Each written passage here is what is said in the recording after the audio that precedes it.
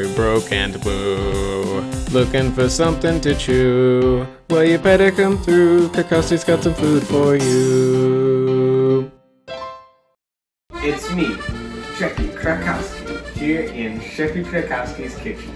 And today I'm very excited because we're making a very special dish, one of my favorite among my family, and it is called the Sope.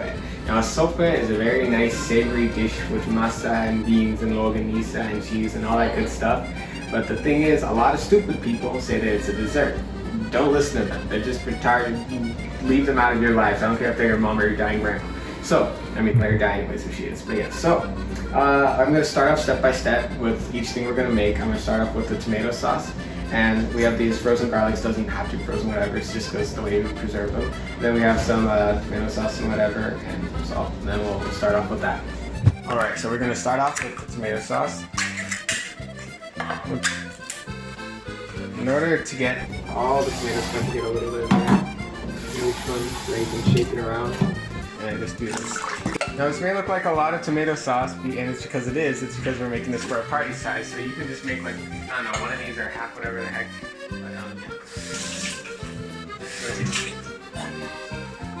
And then you add your garlic. I don't like garlic, but apparently it's good, so yeah. Okay, so let's have 1/2 teaspoon of salt for this. And then that kind of rock came out, whatever. Just pour the thing in, it should be good. Then you just mix it in and put it on the stove. So once you're done mixing it, just want to add a little bit of water just to make its flavor really come out. It just works out right. And you're going to want to put it on medium or low. Medium, low. And then just leave it like that for a while. Alright, now to make the crowns for the sope, you need to just put a lot of masa in it. As I said before, I'm making for a big party, so I'm just going to put the whole bag in. And then you're going to want to add some water. And it really depends on how much you want. Some lukewarm, temperature water. But you just kind of mix it in to a certain consistency. And we'll change it as we go.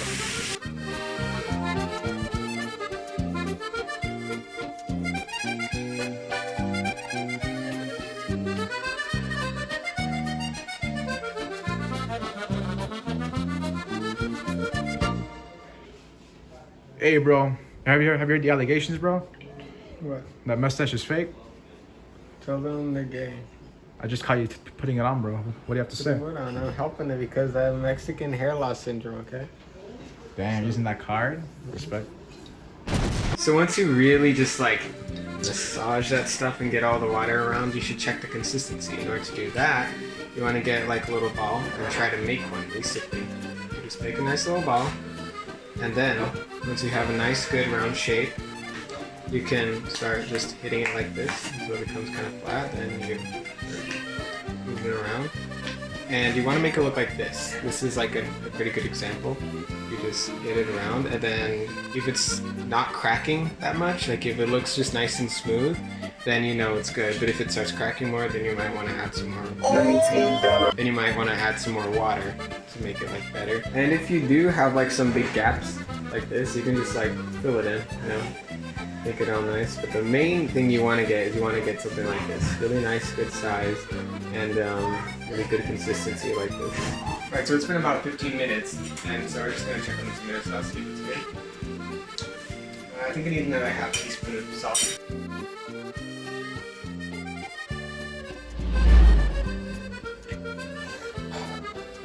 That was so hot, it burned my mustache off.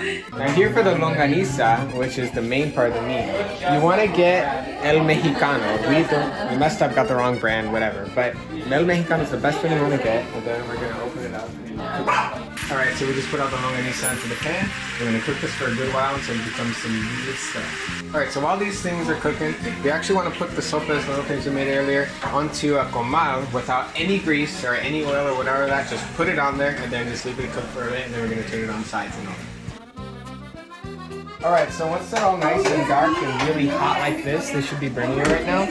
We're going to turn them into these crowns. You want to have like a little bit of like iced water because this could definitely mess up your hands.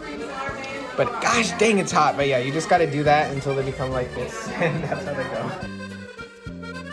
So once you're done, like really mixing it in, it should look like this. You look like chorizo almost. This is the consistency you want for the longanisa.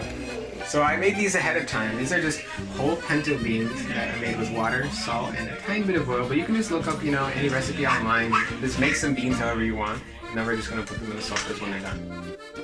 So once you're done with basically everything else, you want to actually get the crown soap, and you want to gently, and I mean this seriously, gently put this in. You do not want to plop it because that's boiling hot. It's going to kill you. Once it's in there, you want to make sure the oil gets in it. You want to make it like a nice golden color so that it cooks faster.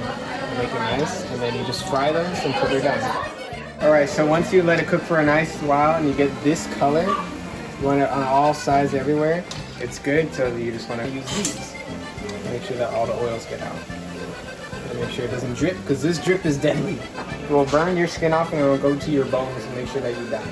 So once it's good like that, you can bring it over. And then that is the done bottom part of the sope. Alright, so once you have a sope, I already put a little bit in, but you just want to get your beans. Put a nice good amount in. And then you move on to the longaniza. And once you have this, ooh, some good stuff. You're gonna get that nice flavor, juicy. Right there. And then you wanna get your tomato sauce. Put a hearty amount of that stuff in there. And then you go get your onions. I personally don't like onions, but apparently it's good. So just do that, and then you get your grated cheese. And then I'll link in the description the recipe on how to make this chile right here. I don't usually eat the chile, but just for the sake of my mom's cooking, I'll put on the chile there just a little bit. And this is a sope.